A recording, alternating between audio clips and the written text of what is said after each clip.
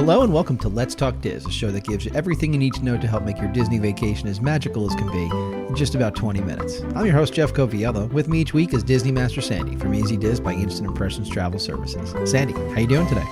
I am so happy, Jeff. It is summertime now. We've hit that Memorial Day weekend, and the good weather and the fun times are with us and made for the perfect kickoff week for the H2Glow party. Well, I'm glad you brought that up immediately right off the bat, because I keep going back to the same sentiment that anytime something's going on in the Disney universe, you are there to experience it. H2Glow is our topic this evening. It was something that did exist pre-pandemic, but you were there as they brought it back to the parks. So tell us about it. Give us a quick overview of everything that is H2Glow. So as you said, it is a private ticketed event. And I have to say, of the ticketed events, it's probably the one that I will recommend to more clients than any other. It's definitely a 2 thumbs up for me, though it is the most limited availability of any of the Disney events. It is Saturday nights only from May 28th, that Memorial Day kickoff that we all think of as summer, all the way through Saturday night, August 27th. And similar to other parties, as I said, it is a ticketed event in the evening with lots of extra fun, ways to enjoy something that we might normally see, but in a new way. Give us the rundown, I guess, as we're entering in that. You're heading over to the water park with a ticket, and you're going up to the window the same way you would for park admission, for the same way you would for a party that's at any of the other theme parks. How, like, when you're actually showing up, how is it working? So this is at Typhoon Lagoon. And again, it all comes back to that My Disney Experience account, linking everything in. You don't need a park reservation for the water parks, but that is where your ticket can live. And that would then, of course, put it onto your Magic Band. And just like if you were going there during the day, you're going to head to one of their turnstiles, scan in, and honestly, the party starts at 8 p.m. Like other parties, they've got that early admission at 6 p.m. But the minute you walk in, you definitely know you're there for a party. It starts with the wristband to distinguish you as the party guest, and then a second wristband to make you glow. Which obviously that's how the name has been arrived upon, H2Glow. You mentioned, and I brought it up initially, the other parties, just as a kind of a comparison. The entrance here seems pretty similar. Let's break it down and compare it to other parties. You said this is one that you will definitely mention and suggest more than you thought you would. So let's kind of compare it to the other party experiences. And I think, as somebody who does the podcast and sells travel for a living, I think your brain is always going that way. Sure. So That's whether fair. you mean to or not, you walk in, and I will say the first thing that we always get at parties that we didn't get here is there is no map. And Okay. I struggled with that one for a little bit because I don't need a map per se.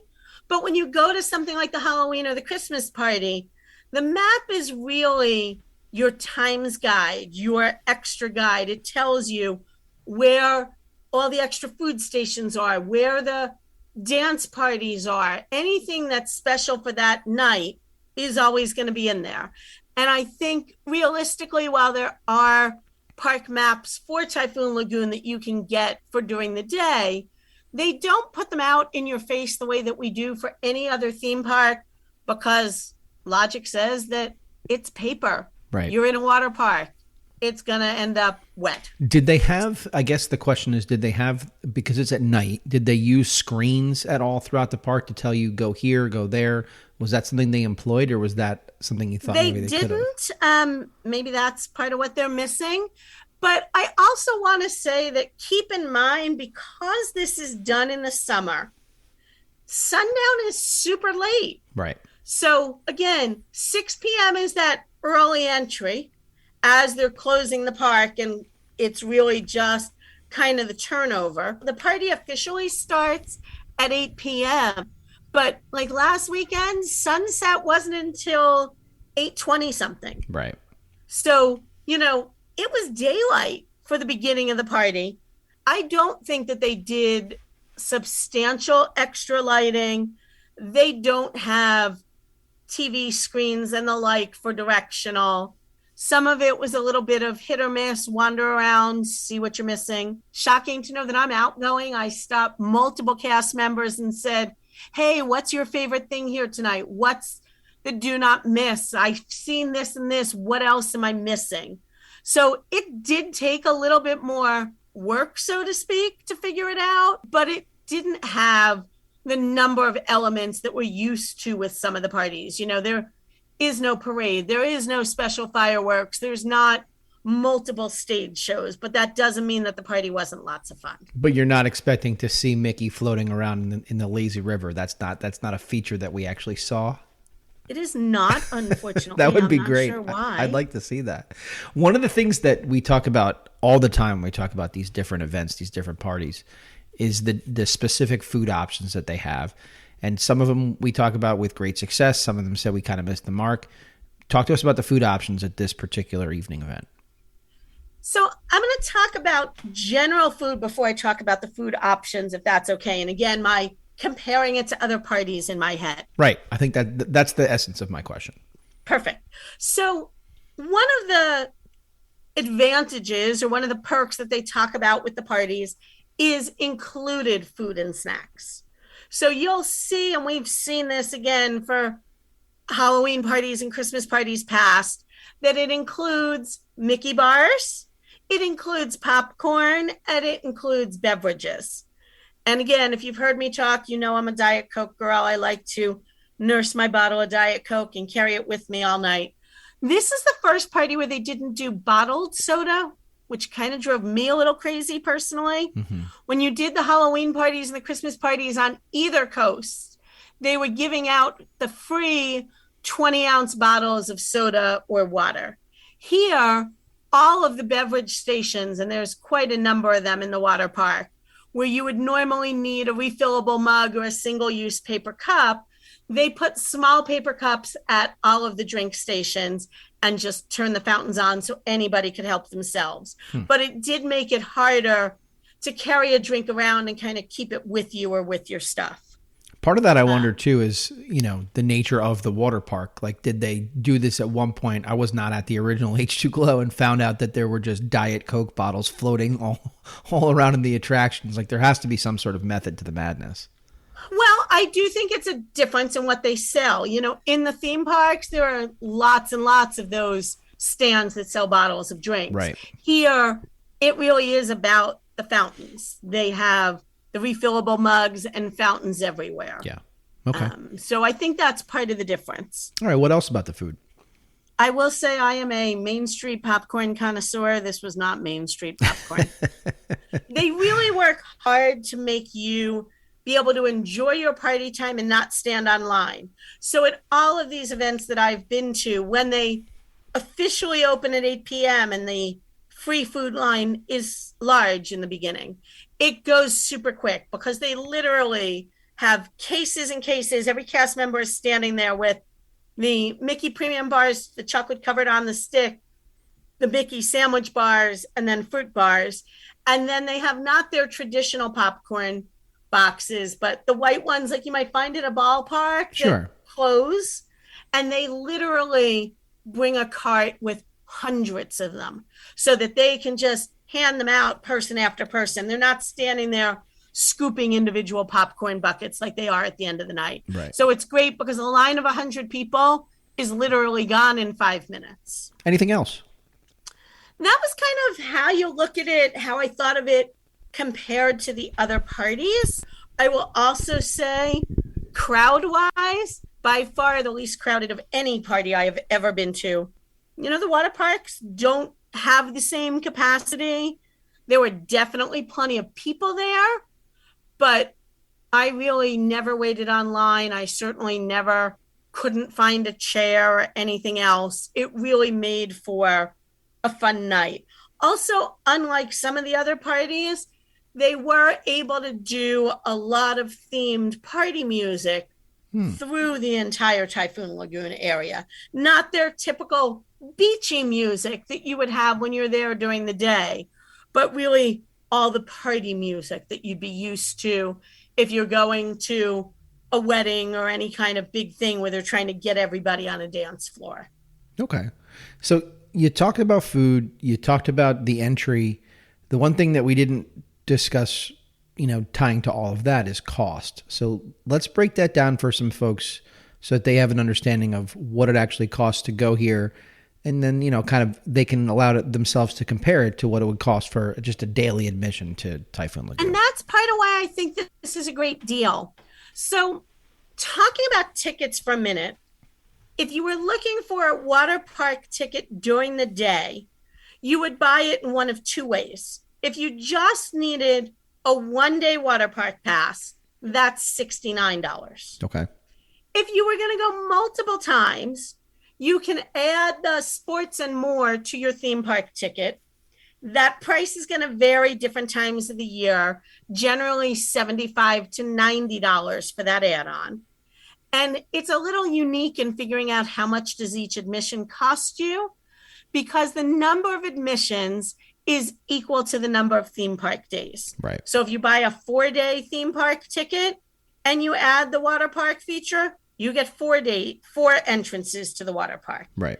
If you buy a 5-day park hopper and you add the water parks, you get 5 days of park tickets. The party tickets are $75 an adult and $70 a child. So they're only $6 more than the single day ticket. So for that $6, you got your Mickey bar, have one Mickey bar, and you've already come more out than ahead, made up for your money. If you're an annual pass holder or a DVC member, there's discounts on that where there's not on tickets. So it might even be cheaper for you. So you mentioned annual pass holders, you mentioned DVC members. Anytime we mention DVC on this show, we mention our friends over at dvcnews.com. For more than a decade, DVC News has provided the latest news and information regarding the Disney Vacation Club timeshare program and its member resorts. Visit them at dvcnews.com, where you can sign up for their email newsletter, or look for them at facebook.com/DVC News or twitter.com/DVC News. So the cost seems to me, based on just surface level conversation, to be so close to what the comparative price is for the daily entry, that you're getting this cool, unique event and you're getting some food thrown in. If you're looking to do a water park on your stay, I don't see how this doesn't make sense unless your party can't do an evening event, right? That would be really the one caveat. Total sense. And I think while some people will say, you know what, though, if I do daytime, I'm getting more hours than nighttime. You are. I'm not going to dispute that. However, and maybe it's just me, while it's nice when it's really hot to be in a water park, for those of you that become little Krispy Kremes after, an hour in the sun, sure, or even in the water, it's still hot. It was great because as the sun was going down, I'm going to say it got cooler. It by no means got cold. No. The low that night was 70, but it was definitely 80 something when I went. So I felt like it was the perfect time. You enjoyed the water and the temperature of the water. You enjoyed being outside, but you didn't have that blistering sun. So I would take an evening at Typhoon Lagoon over a day there in a heartbeat. So walk us through a little bit of the stuff that we haven't talked about. You mentioned certain music was playing. You talked a little bit about food. So I guess just give us a little bit of, like, if you were to walk us through the night, really, really quickly, what did it look like from when you got there to what you did that were some extras, and then to close out the evening? You bet. So as I said, everybody got a bracelet that glowed. You could see the cast had glow necklaces, glow fake eyeglasses. They were really working on that glow theme. And again, when you got there, it was still light, so they weren't pushing it as heavily. Right. Right on the beach was a huge stage with a live DJ. When the party first started, they had a couple of what I call those motivator dancers. They were really kind of getting everyone to join in them. They lit up and glowed, and they were in those neon colors and really working on Cotton Eye Joe and all those other dancers. Sure. Later in the evening, they also brought out light up hula hoops there, and they were doing some contests and some dance parties with the kids on the beach with the hula hoops. Okay, cool. But that center stage also brought us some great character interaction. Mickey, Minnie, Goofy, Lilo, and Stitch. And we're going to have a video up on our YouTube channel. You can check the show notes for the link. And they really had the characters, as well as any guests that were there, join them in figuring out their dance styles. And, first they did the 70s, then the 80s, then the 90s, then they had all the characters salsa. And it was a lot of fun to kind of walk through that dance party. There were no up close character meets. There were no characters walking around or photo ops. They did have the characters kind of socially distanced at the end of the night, so that as you were heading out, if you were there at the end of the party, you could do selfies with all of them. So it sounds to me like the beginning part, maybe with the exception of the last bit that you just described there, for my Run Disney folks that are listening to the show, it sounds very similar to the way they employ the characters for a Run Disney event. They're there. You can feel that they're there. You can see that they're there. You have the magic there, but it's not necessarily the type of thing where you're going up and giving them a hug or a high five, but you know that the presence is there. So it sounds like they're employing them in a similar fashion. Most definitely. Okay. Anything else from the night that you wanted to mention that was, unique? So one of the things that they did that you might not even notice, but it was super cool, and if you didn't notice it as a special thing and then you went back during the day, you could be disappointed, is in the lazy river, they had their standard floats, but they brought out all kinds of specialty floats. So full glitter floats to kind of give that glow, and then character floats. There was Mickey, Minnie, Nemo, Dory, Wally. Kevin from Up was just the most adorable little float you ever saw. Sully from Monsters, Inc. And so multiple of each of these floats, and you could just ride in them down the river just like any other raft. But again, a fun little extra for the night. Very cool. Specialty floats. Very, very, very interesting. Obviously something that you're probably only going to see there, right? I can't even imagine another place where you would see it. I would love to figure out where to buy them because they had some very cool ones. Okay. Anything else about the evening that you want to hit on? Well, I would say on the topic of cool, we always talk about the specialty food. And I will say normally when I'm doing any of the events, you see lots of food pictures from me. And I will tell you that I really didn't do it this event. Okay. Any particular? Yeah, I was going to say any reason why. So, as I said, my favorite word that's not a normal Disney word, free. Yep. Free Mickey bars. And because we don't have the same kind of prep kitchens that we have in the theme parks, in the water parks, they're not doing sit-down dining in big restaurants. Their ability for food service is more limited. So while there were a lot of party-only specialty items, many of them were ice cream. I really wanted the Neon Party bathtub. It looked adorable. Birthday cake and soft serve ice cream with white chocolate neon ducks and a glow cube in this plastic bathtub. Absolutely adorable. But it was ice cream for $18 when I could have a free Mickey bar. Yep. So it's a tough sell. I struggled. They did some special flavored Dole Whips, some special shakes.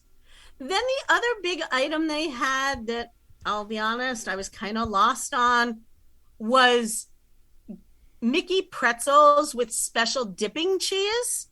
And the cheese was neon. So you could get blue cheese, pink cheese, or yellow cheese. Oh, gosh. It was all the regular yellow cheese with food coloring. Of course it was. I confirm that. It wasn't specialty flavors or anything. So I kind of didn't need that. They did a specialty hot dog. I have to say, and maybe it was me, I think they missed the mark on it. It was on this special rainbow bread that was blue and green bread. Mm. I'll leave you to draw your own conclusions of what I thought of what the bread looked like. It's like blue cheese bread.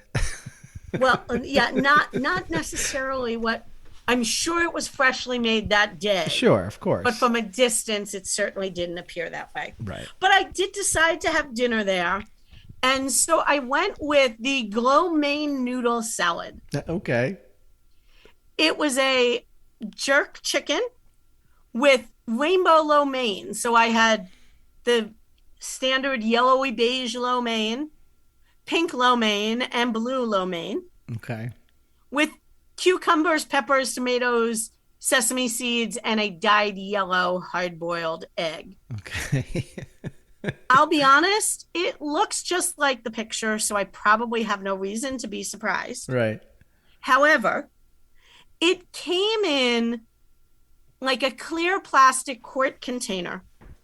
It was pre-made and they pulled it out of the fridge. It was packed so tight that you kind of couldn't toss it or do anything. It needed to have an extra bowl or plate with it or something. And again, talking about that limited kitchen, we know that glow lo mein that I was talking about is food coloring. The combination, I think, of them dyeing it hours earlier and then putting it in a super cold refrigerator, it was kind of dry and unexciting. The jerk chicken was really good, but overall, the meal was certainly nothing to write home about. Again, the other big item that they had, we've always got to do something with a churro. So they had electric neon churros. So if you wanted your churro with purple and glow pink and glow green icing, this was the spot for you. I would grab dinner before I go to the party. You don't need to take your party time to have the dinner. I think when we do things like the Halloween and the Christmas parties, I think there's a lot more dessert type items. There's a lot of cakes and cookies and more snacky kind of food. And then, of course, the other specialty just for this event was the Miss Tilly Sipper Cup. And you saw plenty of people walking around with that iconic ship as their sipper cup. What were we missing from this particular event before we close the show? So maybe I'm naive in this. I don't know. I wanted the water to glow. Okay. I really felt like the wave pool, the lazy river, the kids area, they needed, I don't know what. I know there's concern, at first I was like, oh, you know what? They needed to put light up balls in all of this. You know why they didn't put light up balls? Because kids throw everything under the sun. Right. I don't know if they needed spotlights into the water that were those neon colors. I wanted to see the attraction, the water areas look different. Okay. If I didn't know, there was the DJ in that main sand spot. There was a second DJ.